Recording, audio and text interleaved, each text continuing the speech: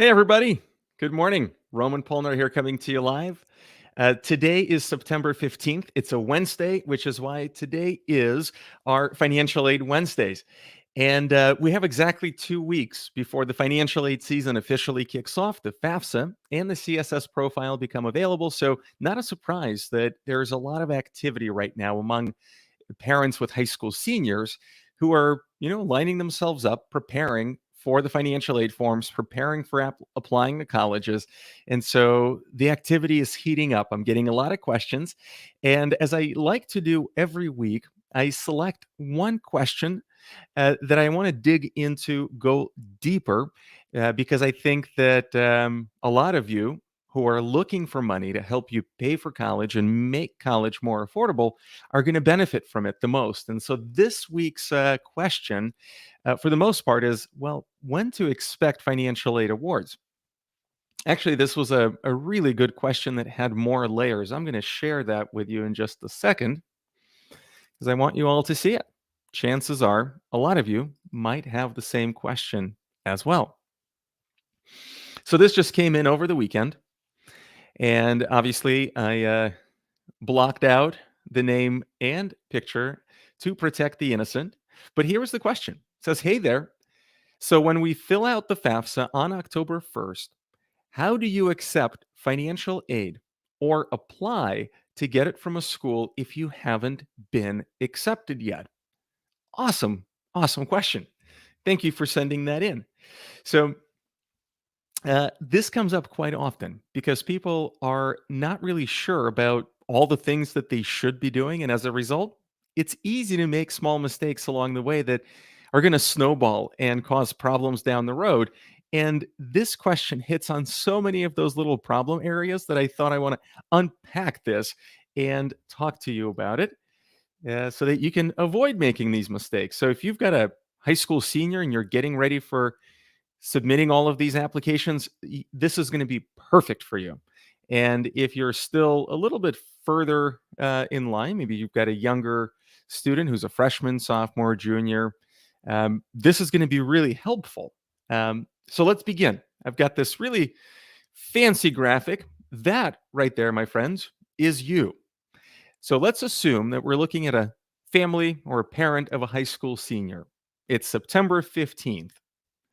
What's going to happen next? Well, sometime after October 1st, you're going to fill out a financial aid form called the FAFSA. Now, the FAFSA has two important jobs. The first job is to calculate your EFC. That's your expected family contribution. It's basically the minimum amount of money that the government is going to expect you to pay for college out of your pocket based upon the financial information that you report on the FAFSA. Now, the second thing that the FAFSA is supposed to do is send that EFC to every college where you apply. So, this partially goes to answer the question that came in, which is how do we let colleges know? Well, when the FAFSA goes through its calculation, it's going to give you the EFC. That's the dollar amount that you'll be expected to pay. And on the FAFSA, you'll also put codes for every single college that your student is applying to. And you can look it up on FAFSA.gov. You can also do it when you go to actually fill out the FAFSA. You can look up college codes by searching for the college's name. And so you can add up to 10 colleges per FAFSA submission. So you put in the codes, the FAFSA automatically sends your EFC to those colleges. And when your student gets accepted, those colleges are going to do two things. The first thing is your file is going to get sent over to the financial aid office, and a financial aid officer is going to calculate the amount of financial aid that you need. The second thing they're going to do is then package your financial aid awards. So the question you may be asking, rightfully so, is how do they calculate how much financial aid I need? Well, they look at your expected family contribution and then look at one more thing, and they put it through this very, very simple financial aid formula. COA for those of you who are not familiar with this term, is cost of attendance. It's basically a total cost of attending 1 year of college.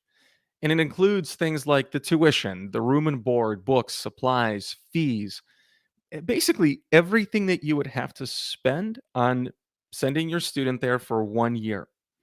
So colleges know their own cost of attendance, right? So they look at the cost of attendance for their school, they subtract the EFC they got from the FAFSA, and then that's how they calculate the amount of financial aid that you are eligible for.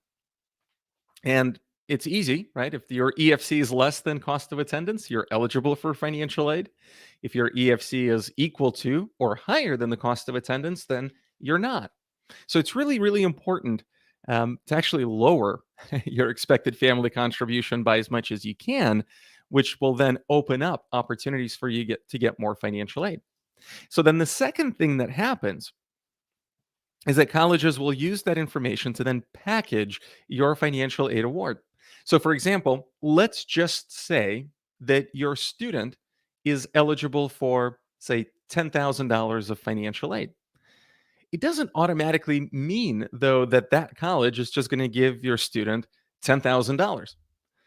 Sometimes colleges will include things like loans or work study as part of that overall financial aid packet.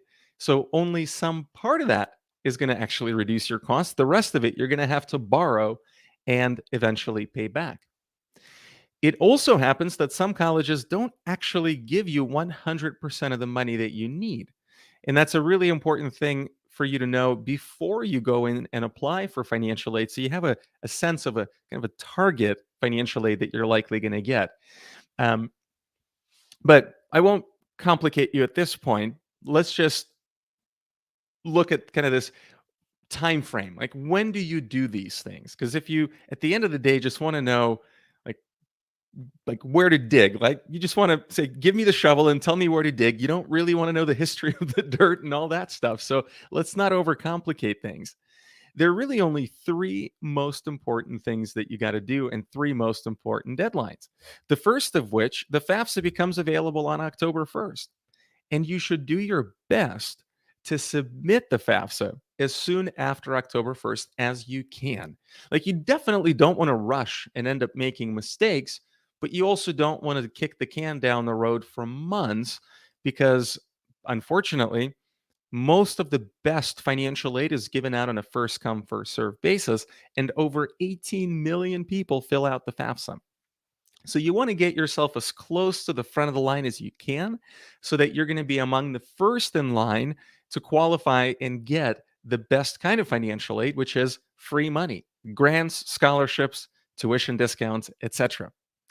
Now, the second thing that's going to happen is that your student will start to receive their acceptance letters sometime between January and March, depending on when they applied and how. And then about 2 weeks later, you'll get another letter with the financial aid award. Now, some colleges are now pushing this out digitally. So you might get an email. You'll log into the college where you were accepted, create an account, and you'll be able to see the financial aid offer or the financial aid packet that each one of the colleges gave you. So that's pretty straightforward. And then National College Decision Day is May 1st. So that's usually when you commit to the final college that your student will start in the fall. You write your deposit check, and then you're on your way. Your student can enjoy the rest of their senior year, and you can wipe the sweat off your brow and relax, hoping that all is good. But here's unfortunately what I see happen most often, which is the reason I chose this question, because it's a really good and simple question, but it has a lot of those underlying currents that I see that parents often kind of fall into these three most common traps in these three different areas. And unfortunately, these traps end up causing them to lose a lot of the valuable financial aid that they could have qualified for, would have qualified for had they done things correctly. And ultimately, they need this money, to make college affordable. So let me go through these one by one so that hopefully you won't have to make the same mistakes as so many families do. So the first thing that I recommend you all do is organize your finances before you ever submit the FAFSA in the most financial aid friendly way. Well, what does that even mean? Well, what that means is you have to understand what the FAFSA is going to ask, because at the end of the day, you know what the FAFSA does, right? The FAFSA is going to calculate the amount of money it thinks you should be able to pay for college based upon the finances that you're sharing with them. And so, what happens more often than not is parents don't really prepare for all of this, and they don't organize their finances in the most FAFSA, financial aid friendly way. And as a result, they end up over reporting or oversharing the amount of financial resources that they have, or the value of the financial resources that they have. And that increases their expected family contribution. There are a lot of things that you can do to lower the amount that you're actually reporting to the FAFSA within the letter of the law. But you just have to know what those things are.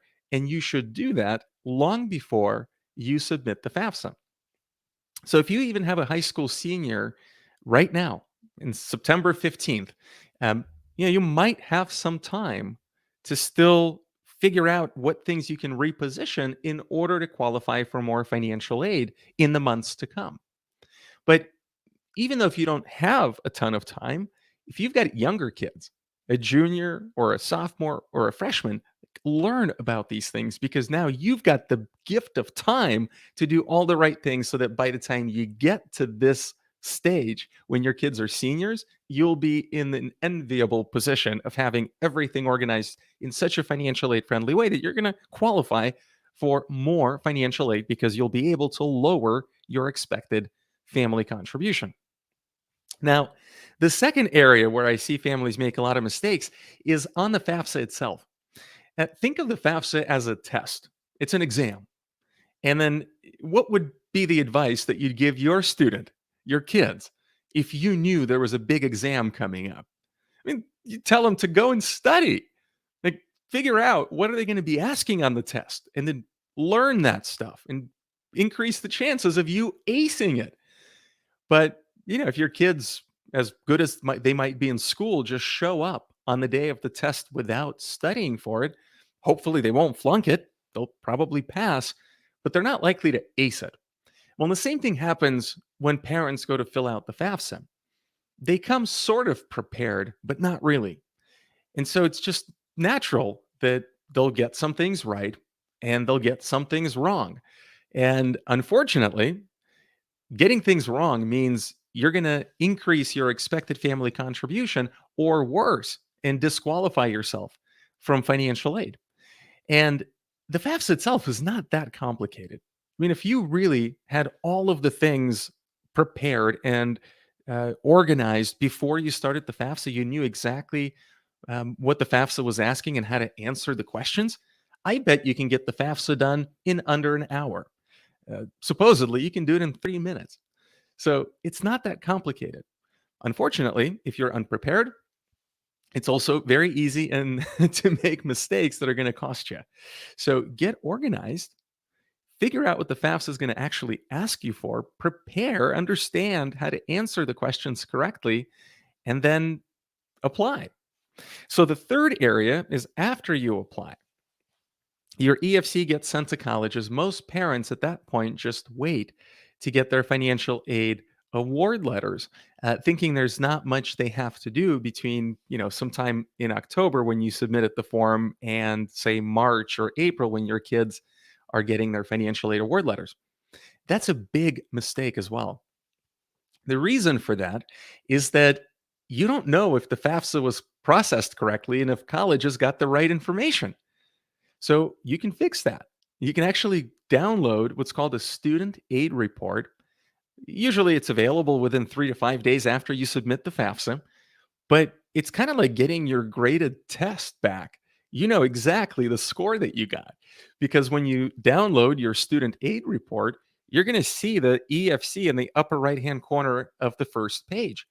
It doesn't have any like dollar signs, so it's not easy or intuitive, but if you know what to look for, it's there. So look for the expected family contribution, and if it's within the kind of reasonable amount where you expected it to be, then you know that it was processed and that college has got the right information. But if the number looks outrageously high or if something else is wrong, like it wasn't even processed, then you should go and fix it, find the error and fix it, and then resubmit to make sure colleges get the right information. And I can't tell you how many times every single year in the spring I get panicked calls from parents that say, "Oh my God, we just got our financial award letter and we didn't get anything, or we got very little. What do we do now?" Well, there are things that they can do, and I always do my best to help them. But, their options are really, really limited. They could have done so much better had they just done one thing earlier, which was verify that your FAFSA was processed and it was processed correctly within a week of you submitting it. It would have given you 2, 3, 4 months to actually find the error if there was one, fix it, resubmit, and then you'll get the right amount of financial aid because colleges would have been working with the right expected family contribution number. And this is one more thing I actually want to mention that I just forgot. In this earlier step, right, before you submit the FAFSA, one of the most important things that I teach parents is to report the value and everything on the FAFSA correctly. But even before that, it's really important for you to model or calculate your expected family contribution. There are some really good online calculators when you can just put in your information and then model or calculate your EFC without ever sharing a single thing with the government. So this is totally off the record, and it gives you the time to try to play around with the figures to understand, how can you position your finances in the most financial aid friendly way that's going to reduce your expected family contribution. By the way, just for those of you who are watching this and have seniors in high school right now, as you prepare to fill out the FAFSA, we just launched our FAFSA preparation kit course. It's coming out this week. I think it's actually coming out today or tomorrow. And I'll share a link with you if, for those of you watching live, if you wouldn't mind putting it into the chat. It's FAFSAkit.com. So go to www.fafsakit.com. And it's a course that literally takes you through each one of these steps, one step at a time, so you don't miss anything. And I guide you through it personally. But, anyways, back to where I was saying before. Model your expected family contribution before you ever go on record and submit the FAFSA. It's going to give you the most amount of visibility and control over the EFC and the entire process. Because once you then apply and then you verify, you have kind of an anchor figure that you're going to be comparing the EFC of the FAFSA to. And if those numbers match, well, then you've done everything correctly and you just move on and you wait until you get your financial aid award letters. But if you find a mistake or if you find that the numbers don't work, there's a mistake, fix it and resubmit the FAFSA and you're done. I mean, it's just simple, simple things that end up making a huge difference in your end result, which is hopefully to get you the most amount of financial aid. And then actually, there's one more thing that I didn't mention. It's sort of connected to this last step here, which is when you get your financial aid award letters, just know that the first offer, it doesn't have to be the best offer, nor is it the final offer. You can go back to colleges and ask for more money. Or if you got enough financial aid, but it wasn't the right type, if you got a bunch of loans, then you can go back and ask colleges to repackage your financial aid awards to actually give you more free money. Things like grants and scholarships, or some private colleges can just discount and reduce their tuition.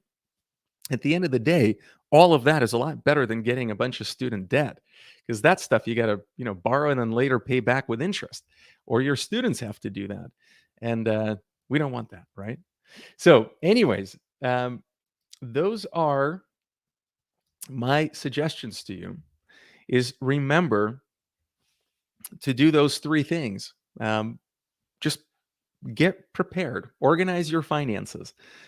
In the financial aid course that I'm teaching, it's the here I'll put the link for you here. It's FAFSAkit.com. The very first thing I teach, the very first lesson, is how to organize your finances in the most financially friendly way. And we do that by teaching you like what things you have to report on the FAFSA, what things you don't, because the FAFSA doesn't want you to report every single thing that you have. It only expects you to report certain things, and you can exclude five big things that a lot of families will accidentally add, which is not going to help them. The second thing about organizing that's important is that any assets in the kid's name, in your student's name, are going to get counted at a higher percentage towards your expected family contribution than if that same amount of money was in your name as the parent. So, if it's the right thing for you to do financially, to then just shift the ownership of something, it can really, really help in reducing that EFC. Um, in the second lesson or the second module of the course, I also teach you how to look for colleges that give the best type and the best amount of financial aid, meaning which colleges have the most, the best financial aid policies. And it's really helpful because chances are, if you have a high school senior right now, they already have at least a couple, if not a few colleges that they're really excited about.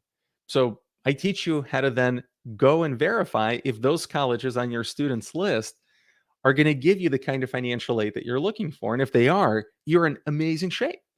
But if they don't, then this is a great time to work with your student and look for some new colleges that's going to be a great fit for them academically and experientially.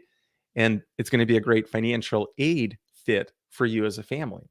Then in the third module, it's all about submitting the FAFSA. It's about applying correctly. I take people through each question one at a time and explain exactly what it means, what it's asking you to do, and avoid answering it in the wrong way. And then in the final fourth module, it's all about negotiations. It's how do you file those financial aid appeals? How do you work? How do you talk to colleges to get the most amount of money, depending on the reason for your financial aid appeal?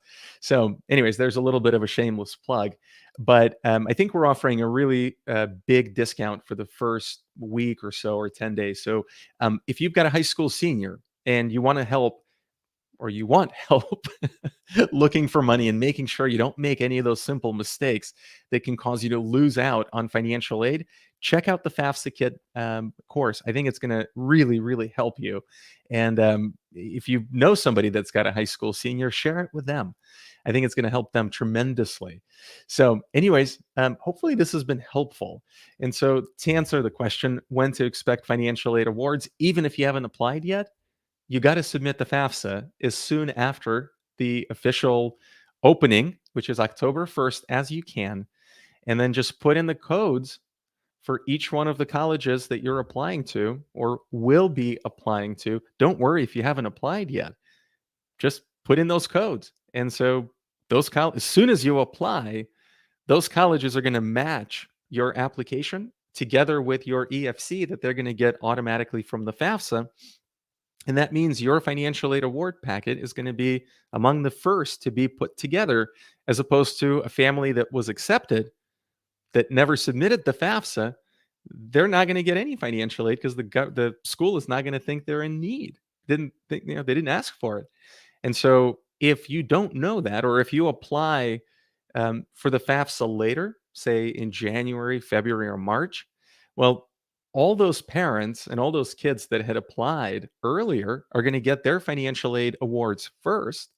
And if the school doesn't have any free money left over by the time you apply later in the spring, they'll still give you some financial aid, but it's all going to be in loans and work study. So go after the free money first. That's why you want to apply as early as you can after the form becomes available on October 1st. Did I mention the form becomes available on October 1st? All right. Well, hopefully this has been helpful to you. Let me know if it is. Give me that thumbs up so I know that you're enjoying these things. If you've got any questions or if you have any comments, drop them in the comments below. A member of my team or I will continue to look through all of the comments that we're getting, and I'm going to answer your questions. And then if you have a burning question that you want me to answer on one of these Financial Aid Wednesdays, drop them in the chat. private message me or send me an email to roman@pillar6college.com, and we'll select your answer, and we'll hopefully help other families that have the same question in their mind get some good answers. So, with that, I wish you well. Good luck with everything. And good luck with the FAFSA if you'll be completing it. And if you want any help, reach out to us. We'll be happy to help. Till then, take care, everybody. Be well.